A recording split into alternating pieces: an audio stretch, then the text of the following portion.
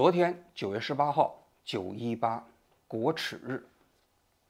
昨天早上8点钟，深圳市日本人学校的一名学童跟自己的同学一起去上学，走到距离学校只有200米的位置上突然遭受到一名歹徒的持刀袭击。警察赶到现场，把这名犯罪嫌疑人给抓获了。这个孩子也第一时间被送到了医院。我听到的消息是，深圳市举全市的医疗资源在拼命抢救这个孩子。深圳市所有的儿科专家都赶到了现场，参与了抢救。但非常遗憾的是，这孩子受伤太重了。今天早上消息传来这个孩子不治身亡。中国深センで昨日、日本人学校に登校中に刃物で襲われ負傷した10歳の日本人の男子児童が亡くなったことが分かりました。広州の日本総領事館が確認しました。男子児童は昨日朝、母親と一緒に登校中に44歳の男に襲われ、今日未明まで手術が続けられていました。男の動機などは分かっておらず、日本政府は中国側に真相の解明と詳細な説明を求めています。消息传出来之后应该说震惊了中日两国的舆论。9月18号这一天，一个日本的孩子在中国受到袭击身亡。我一直有一个观点中日两国不管是有着怎样的外交纠纷和历史纠葛，这个仇恨都不应该延续到普通人身上，更不应该延续到孩子身上。在9月18号这一天，国耻日的这一天，一个日本的学童在中国上学的途中遭受歹徒袭击，不治身亡，这是国耻日，不折不扣的国耻。说句心里话，昨天我看到了深圳市警方的那个警情通报，就有不祥的预感。为什么呢？因为那个深圳市的警情通报里头也是精心排布的。首先，那个警情通报里你看不出来这是一个日本的学童遭受袭击，他只是说有个学生叫沈某。其次这个警情通报里头没有介绍这个孩子的伤情。在中国你读这些政府的文读的时候你一定要读这些文字之外的信息。如果这个孩子当时受伤不重，那么这个警情通报里头一定会说身受轻伤。如果是身受重伤，那么如果没有生命危险，他也会说生命体征平稳。但是昨天的那个警情通报里头没有任何信息关于伤情的，所以当时我就隐隐的有一些不祥的预感。果不其然，今天消息传来，这个孩子已经去世了。应该说这起案件整个中国政府对消息的封锁是非常非常的严密的，也非常非常成功。大家可以比较一下，在过去的3个月的时间里头针对外国人的袭击已经连续发生了3起。首先6月初在东北，那当时不是有一个这个人袭击了4名美国的教师吗？当时的警情通报还有整个犯罪过程的基本描述，说这个人呢叫崔某某，然后呢是55岁，他在公园的时候跟一个外国人身体发生碰撞，然后拿刀捅了4名外国人。整个的犯罪过程有基本描述。但是到了苏州日本人学校那个女的校车员，也包括那日本的孩子受伤的过程中间，警情的通报就变得非常简单了，只是说这个人叫周某某。这个周某某是55岁外地来苏的无业人员。关于犯罪事实、犯罪过程统统都没有了，只随便的描述了一下他的身份信息。但是到了这一次呢，这一次深圳日本人学校这个孩子遇袭事件，警情通报里头连身份信息都没有了，只有他的姓氏，说这个人姓崔某，44岁，其他任何信息就统统不见了。至于在这个刑事案发的现场，他给这个孩子捅了几刀，他怎么袭击的孩子，现场有没有其他人呼救，有没有其他人跟歹徒搏斗，这个人为什么要袭击这个孩子等等，这些信息通通都没有了。昨天日本的官方副长官在回答记者提问的时候说，第一时间已经跟中国政府交涉，提出了2点要求。第一呢，希望中国政府切实采取措施保护在中国的日本侨民的安全。第二，要求共享刑事案件信息，就是这起案件的信息。这个事情说明什么？这个事情说明中国没有向日本完整的通报整个案件的信息。中国政府側からは事件の詳細についてどのような説明があったのか、どのような言葉があったのかお聞かせいただいてもよろしいでしょうか。今犯人の身柄は拘束されているところでございまして、その背景やまた動機についてもこれから尋問をした上で明らかになることと思います。今私自身が予断をもって申し上げるということもできませんので、そうした事実関係につきましては早急に説明を受けるようこの中国側に対しましても申し入れを行ってきているところであります。如果要是跟日本通报了的话，那日本的副官方长官还会提这样的要求吗？显然不会了，对吧？也就是中方不仅仅向中国的老百姓没有通报整个案件的信息，对整个日本作为非常重要的当事国也没有通报相应的信息。昨天下午，中国的外交部新闻发言人在回答记者提问的时候，日本有2家记者向中国的外交部新闻发言人提问。第一个提问的人就说：“共同社提问。据日本政府发布的消息，18日上午，深圳日本学校的1名学生遭遇1名男性袭击，被刺伤入院。请问发言人能否介绍该事件的更多细节？另外，这已经是今年第2起针对在华日本学生的袭击，中方如何看待这类事件？是否认为此类事件还是偶发事件？”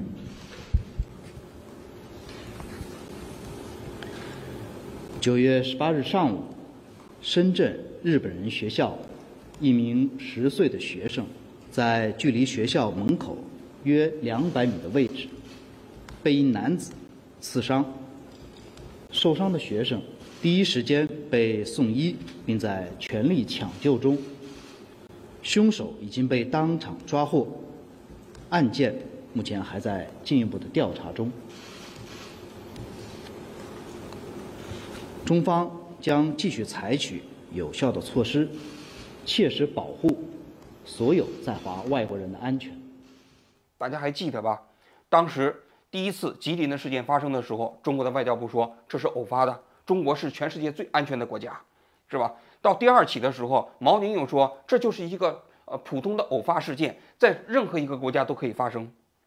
那么这第3起呢？ 又发生了9月18号针对日本人的，还是偶发吗？人家日本的记者问，林健没有回答这个问题，他只是说这个案件犯罪嫌疑人已经被抓获了，案情正在侦查之中，等于什么也没回答。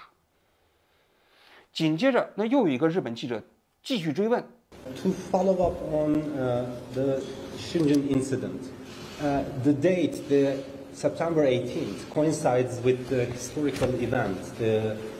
So this coincidence, what's your comment about this coincidence? And do you have any findings about the motivation of the attacker? Is this a hate crime because of the coincidence with the date, historical date? Thank you. 刚才我已经介绍了，这起案件目前正在进一步的调查中。中国是法治国家，我们始终欢迎包括日本在内的各国人士来华旅游、学习、经商和生活，将继续采取有效的措施，保证在华的外国人的安全。罔顾左右而言他，在我看来啊，说句心里话，其实再回答所谓的偶发事件，他们自己都不好意思了，所以只能罔顾左右而言他了，不回答这个问题了。这事情啊发生啊，我个人觉得啊，全世界的人都看得明镜一样。9月18号这一天，针对日本学童的袭击，显而易见不再是一个偶发事件了。这个特殊的日子，针对特殊人群的袭击，只有一种可能：这个犯罪嫌疑人或许是基于一种自身的仇日情绪，在反日这种所谓宣传的情况下去报复日本人，而且选择了日本的孩子。当然，也不排除有另外一种可能，就是这个人呢，他本身可能无所谓仇不仇日，但他知道中国跟日本之间现在这种民间的这种对立情绪，中国的民间仇日情绪，他想通过这种方式来制造更大的社会的关注的案件。但不管怎么说，这件事情的背后都是反复发生的这样的一种民间的这种仇日情绪的结果。所以呀，养蛊反被反噬啊，其实这是一个最好的案例。这事情发生之后啊，深圳的日本人学校啊，马上就宣布停课了，然后也要求啊，全国啊其他所有的在华的日本人学校也都停课了。据说日本的文部省啊，已经说准备在中国的在华的日本人学校配备保安。但是啊，在我看来啊，其实这件事情想通过增加警力来解决这个问题啊，很难。因为事情发生之后，我也看到了很多中国的警察在深圳的日本人学校门前巡逻。因为这种针对普通人的袭击啊，实际上你要想通过安保提升来解决这个问题，它的成本是极其高昂的，会高昂到你根本负担不起的程度。你必须要通过其他的方式来解决，你通过提高安保的方式根本无解。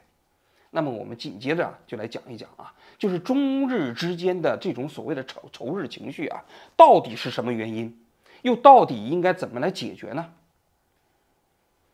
关于中日之间啊，这些年来的这种关系啊，这个一直在往下走啊，大家都可以看到啊。民间社会呢有一个解读，说中日关系的冰封啊有2个方面的原因。第一个原因呢，就是日本长期以来啊，中日之间存在着领土纷争，就是钓鱼岛问题。因为日本占着中国的领土嘛，中国想要回来嘛，所以双方这是一个本质的冲突。但我讲啊，这个其实不是事实。大家还记不记得邓小平啊曾经说过一句话，叫做“搁置争议，共同开发”。但是很多人可能不知道的是，这8个字2句话最早是因何而来的？实际上这8个字啊，就是邓小平在访问日本的时候最早提出的一个设想。1978年，邓小平访问日本，当时中日之间准备签署中日友好和平条约，那么但是双方因为钓鱼岛问题立场分歧巨大。当时日本的首相叫福田赳夫，他也非常担心啊，中国在钓鱼岛问题上表达非常强硬的立场。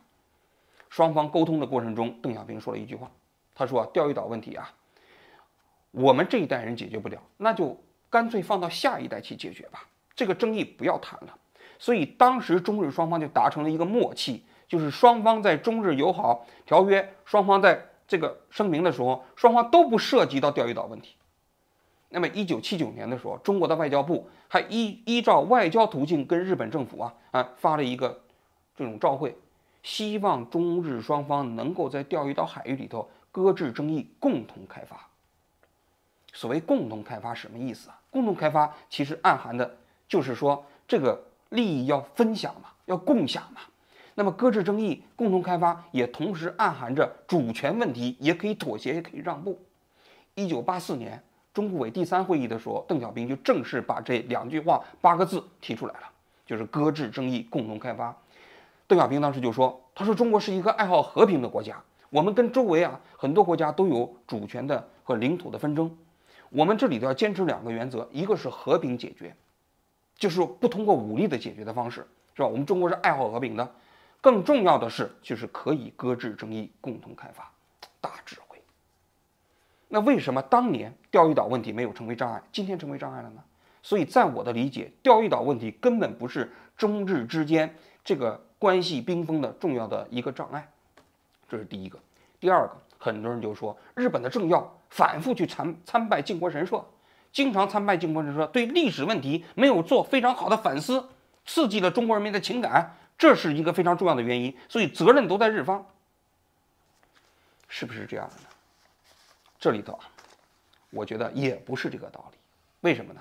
日本其实这个政要参拜靖国神社，当然我首先表达立场，我也反对在日本国内也有很多人反对大家可以看一下，日本政要以自己的官方身份参访靖国神社最频繁的时期是什么时候？是2000年之后，小泉当总理的时候，小泉以内阁总理大臣先后6次参拜靖国神社，这在日本的内阁史上也是绝无仅有的。其实小泉之后，安倍晋三也敬拜过，但是非常非常的克制，就是他只以内阁总理大臣只敬拜过1次，参拜过1次。但是2008年胡锦涛访问日本的时候，当时胡锦涛在早稻田大学做了一个演讲，这段演讲其实在中日关系史上还非常重要，我给大家念一下。他在这里头讲了这么一段话：到了近代，由于日本军国主义对中国发动侵略战争，两国友好关系受到严重破坏。这一段不幸历史给中华民族造成深重灾难，也使日本人民深受其害。历史是最富哲理的教科书，我们强调牢记历史，并不是要延续仇恨，而是要以史为鉴，面向未来，珍爱和平，维护和平，让中日两国人民世世代代友好下去，让各国人民永享太平。我这里想说的是，胡锦涛访问日本的时候，正是日本的政要频繁参拜靖国神社时期。但是胡锦涛总书记当时说什么？胡锦涛主席说什么？他说：“我们牢记历史，并不是要延续仇恨，而是要以史为鉴，面向未来，珍爱和平。”所以胡锦涛那次访问日本的时候，受到了日本政要的高度赞扬和肯定啊，因为中国的政府官员、中国的国家元首没有纠结于历史问题。所以你说历史问题真的是中日两国之间难以跨过的障碍吗？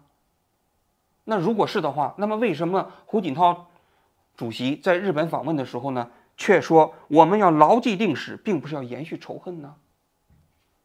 所以在我看来，无论是钓鱼岛问题，还是所谓的历史问题，都不是中日两国这个现在外交关系冰封的重要原因。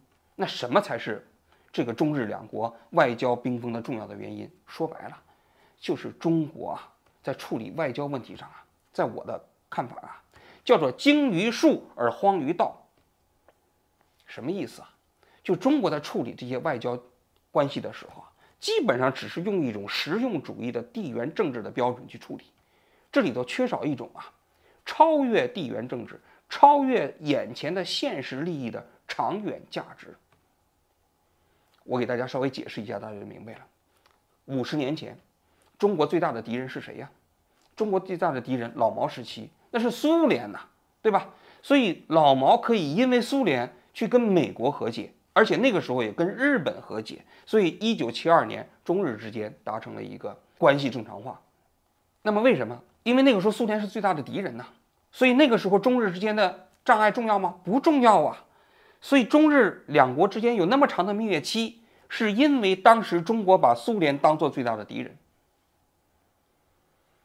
那要说苏联确实跟中国历史上也有很多历史的纠结，也有很多领土纷争是吧？但是回过头来大家再看现在的俄罗斯，中国还是把它当作敌人吗？中国为什么不仇大俄呢？中国为什么不仇视今天的俄罗斯呢？俄罗斯占领中国100多万平方公里的土地，俄罗斯反思过吗？道歉过吗？没有我怎么没有见到俄罗斯的国家领导人一上台的时候，中国政府就要求他们好好反思历史上侵华的历史呢？没有这不就是因为仅仅是一种现实主义的需求吗？而现在呢，是中俄两国的合作无上限大家再看看越南当时中国为了支持柬埔寨，然后呢就开始打越南。这之后呢，中国和越南之间的边境纷争，什么法卡山、老川争夺战，然后南海之间是吧，双方之间也打过仗。但是现在呢，中国现在还提中国的南海问题吗？还提这个南海问题中间越南占领中国20多个岛礁吗？不提了吧？天天对着菲律宾。但是越南呢？越南是整个南海中间占领中国岛礁最多的国家呀，中国怎么不提了呢？因为中国和越南现在的关系有现实的需要了，所以那些所谓的主权纷争都是工具。回到日本也是如此。其实为什么今天的中日关系开始冰封？说白了就是中国现在跟美国之间成为了最大的竞争对手，那么跟日本跟美国的关系走得比较近，所以中国就把了对日本的关系当作跟美国冲突过程中间的一个所谓前置的棋子而已。正是这个原因，中日关系才冰封。什么历史问题什么钓鱼岛主权问题都是假的。在我看来，如果要解决中日之间的这样一种民间的反日情绪，其实很简单。在我看来，实现一次首脑赴访，其实就可以解决了。因为中国的老百姓实际上是没有什么这种所谓的独立的这种意识的，都是听政府的忽悠，对吧？当年去批判苏联的时候，那所有的老百姓都把苏联当作敌人。当时去主导跟越南搞的时候，大家都认为越南是小霸王，要收拾他。反过头来，今天的民间的仇日情绪也是政府的推动、主导、纵容、忽悠这种所谓的推导之下才形成的。我们回首一下，看一下中日建交过程中间的首脑互访啊。从这个中日建交之后，日本的首相访问中国一共是16次，中国要少一些啊。中国的这个领导人最重要的访问啊，从1992年开始，1992年中共中央的总书记江泽民访问日本。这次访问呢，不是以国家主席的名义啊，是以中共中央总书记的名义。为什么那次江泽民访问日本呢？是因为当时1989年国际社会对中国进行封堵，整个外交需要破围，那么当时日本向中国伸出了橄榄枝，所以江泽民去访问日本。92年那次啊，江泽民访问日本呢，促成了一件事情，促成了日本天皇的访问中国。因为日本天皇从来没有访华过，所以来年之后，日本天皇对中国的访问也是中日交往史上的一件大事儿。1998年，江泽民第2次访问日本，这次是以国家元首的名义访问日本，那也是中国和日本建交之后第1次中国国家元首访问日本。那当时日本对江泽民的这种欢迎仪式啊，也是非常非常盛大啊。1998年，江泽民在访问日本的时候，他做过一次演讲，在早稻田大学。皆さんおはようございます。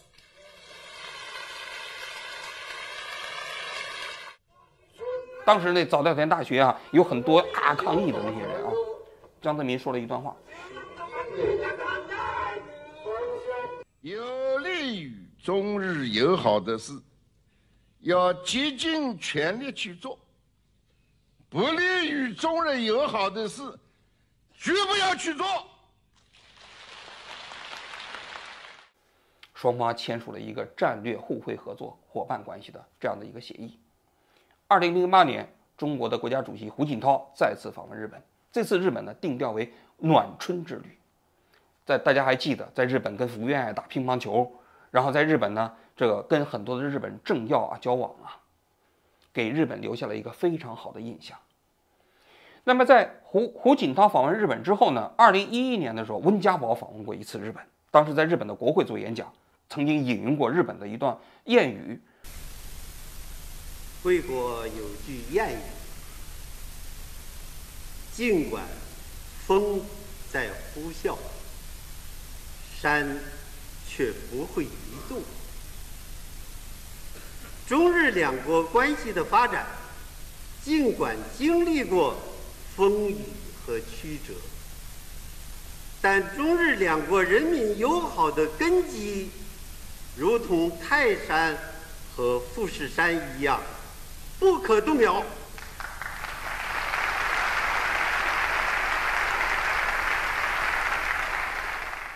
意思是什么？意思中日两国，不管你因为有什么风云变幻，这两个国家地理位置一衣带水是互相搬不走的，你必须要处理好关系。2018年的时候，李克强访问日本，然后呢，安倍首相访问中国，这之后中日首脑的互访就中断了。2020年的时候，习近平原计划是访问日本的，结果后来呢，由于疫情呢，这次访问呢就流产了。这之后，中日别说是习近平访问日本了，连总理这一级别的访问都中断了。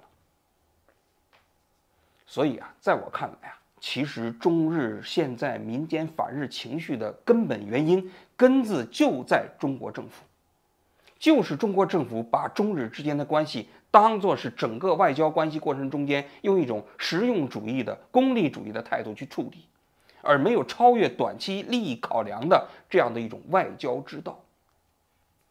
我承认中国现在强大了现在跟美国之间的这种所谓的外交的竞合也有一定的合理性但是要想作为一个大国，要想成为一个令人尊敬的大国，要想成为一个令国际社会主导地位的大国，你除了这种现实的利益之外，你还真就必须得有价值观能够输出，而这种价值观还能够被别人所尊敬，能够被别人所接受。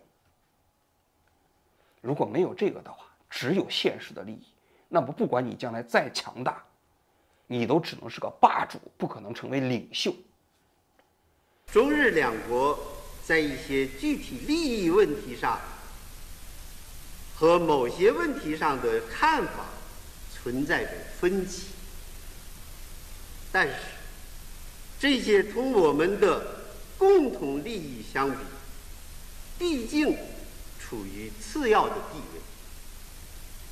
只要我们从战略高度、以长远眼光和对历史负责的态度，有诚意、有信心进行对话协商，双方之间存在的问题总是可以找到妥善解决的办法。节目的最后啊，我想讲一个中日交往史上的一个故事啊。大家都知道，日本有个国鸟叫朱鹮，这朱鹮的羽毛非常漂亮，在日本的历史上，很多贵族都把它当作装饰品，它的羽毛。所以呢，就平时民间滥捕啊，到了上个世纪50、60年代的时候，这个鸟啊已经变得极其濒危。那么60年代的时候，全日本就只剩下30多只了。到了1981年的时候，整个日本就剩下了5只。于是日本政府啊就把这5只鸟啊全部捕获，放在笼子里，希望啊能通过人工繁育的方式啊让这个种群得以延续。正好啊70年代的时候，中日两国不就是恢复了邦交吗？恢复了正常化吗？当时日本的环境省啊就向中国求助，因为朱鹮这个鸟啊不仅仅日本有，在整个东南亚这个大地啊都有朱鹮的活动的痕迹。就是中国也有广泛分布，所以日本呢就向中国求助什么呢？希望在中国能够找到朱鹮。当时啊，这个国务院的副总理叫古牧，他就问中国的这个中国科学院动物研究所的人，在中国有没有朱鹮的报告？当时啊，中科院动物所的人回复说，从1964年之后，在中国境内就再也没有发现过朱鹮。因为当时中国也没有什么动物保护的意识啊，基本上也是见着老虎就打，见着豹子就打，啊，那麻雀都差点给搞灭绝了嘛。但是由于中日两国当时的那种交往需要啊，古牧就下令啊，中科院的动物所呢组成专家组，在全国拉网式的寻找。这个专家组啊，几十路啊，在全国一共找了3年半，最终在1981年的5月23号，在陕西汉中的洋县发现了最后一窝。这个朱鹮，这个朱鹮呢，在半山腰上一共只有7只。当时这个消息出来之后啊，震惊中国和日本2个国家。那中日两国呢，就迅速就保护朱鹮呢达成了协议。因为当时中国比较穷啊，日本出钱出设备帮助中国在汉中这个地方建立了朱鹮保护区。1985年的时候，中国还把那7只朱鹮中间捕获了1只小朱鹮送到了日本，希望跟日本境内的朱鹮能够婚配。结果啊，这几次试验下来都没有成功。但是中国的朱鹮保护啊却非常成功，因为当地的农民啊，慢慢的也都学会了这种保护朱鹮啊，在那鱼塘里啊开始放这些泥鳅啊，让它们吃啊。经过这么多年的保护啊，中国的朱鹮的种群复壮，应该说在这个动物界非常的成功。1998年，我们前面讲了，江泽民作为国家元首访问日本啊，日本呢就提前到中国提出了一个要求，希望中国能送1对朱鹮给日本，因为当时日本的朱鹮已经全部灭绝了。于是啊，江泽民访问日本的时候，就把1对朱鹮作为国礼送给了日本。这对朱鹮的名字叫洋洋和友友。从此之后啊，中国血统的朱鹮就在日本开始繁衍生息。这之后，历届中国的国家领导人访问日本的时候，有一个惯例，就每一次去的时候都会送1对朱鹮给日本。现如今，在日本繁衍的中国血统的朱鹮呢，已经有500多只，这个数字还仅仅是局限到2018年。我估计现在啊，已经超过1000只了。他们在日本呢，佐渡岛也建立了一个自然保护区，所以现如今在日本的佐渡岛上空啊，飞翔的就是中国血统的朱鹮。而在中国境内呢，朱鹮的数字到2018年的时候已经有3000多只，到现在我估计已经超过了1万只。朱鹮已经从为世界野生动物的保护名录中间的极为濒危，慢慢变成了一个普通的鸟。我为什么讲这个故事？因为大家可以看到，当时中日友好的过程中，实际上共同挽救了朱鹮这个种群。如果不是中日当时友好的氛围，朱鹮在中国也将面临灭绝，根本不可能有今天种群复壮的这样的一个现实。正是因为中日两国之间的这样一种友好合作，挽救了朱鹮整个这个种群，而这个种群呢，不仅仅在中国重新种群复壮，在日本也完成了种群复壮。所以啊，中日两国的友好不仅仅是对鸟有利，其实对我们每个人也是有利的。今天这话题啊，说的稍微有点远了啊，我再说回到深圳日本人学校学童遇袭身亡这件事情。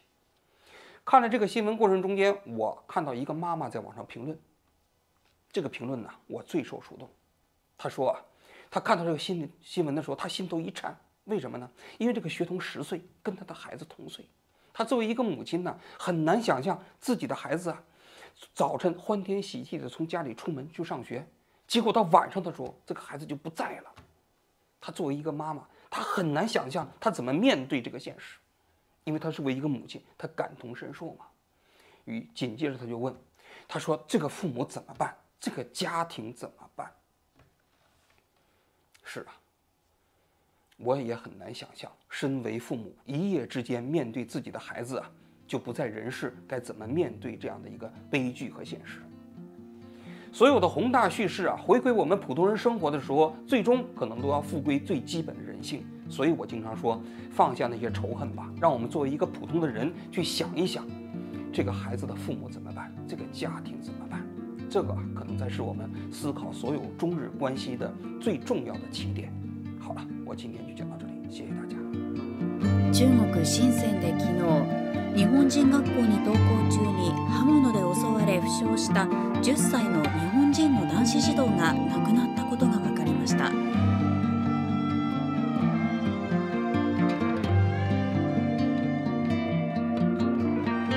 とりわけこの登校中の児童に対して卑劣な行為が行われたということに対しては誠に遺憾であると思っておりまして、私自身大変親御さんのご心痛も考えると胸が潰れる思いでいっぱいでございます。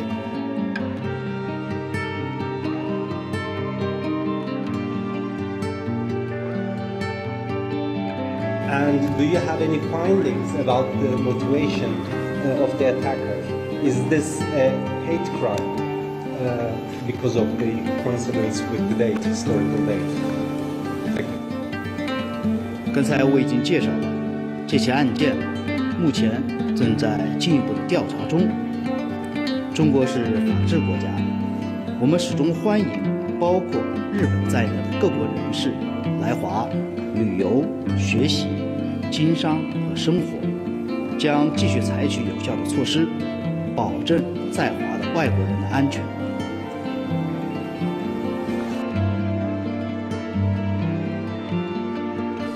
我们强调牢记历史，并不是要延续仇恨，而是要以史为鉴，面向未来，珍爱和平，维护和平。